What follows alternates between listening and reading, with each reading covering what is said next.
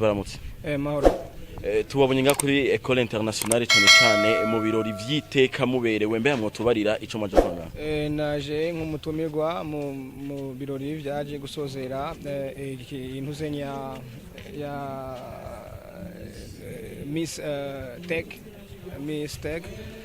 twaje gusutena no gutanga support yacu ku bakobwa bacu ku nkumi zacu ku buryo zirigo zifata ubumenyi ziga ubumenyi bundi butandukanye mu bijanye na technology mu gihe tuzi yuko isi uno musi itwawe na technology. Nk'umwe mu ambassadeur mwaje museruka cyane musiko muri abaririmbyi nkamwe bwe mwayibonye gute? Twe twayibonye neza mu gihe tubona ko urwaruka rw'abakobwa bacu bariko bafata ubumenyi biga ubumenyi butandukanye ibyo ahora bikora abagabo bakaba bariko baraviga biratwereka ko mu myaka iza umukenyezi canke umugore ashobora kuba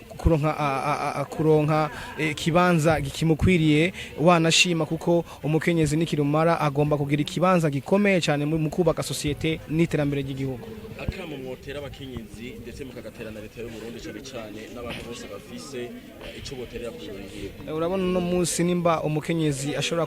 gukora application umukenyezi ashobora kuba umudriver agatwara kaya wasili umukenyezi arashobora kuba umuririmbyi ashobora kuba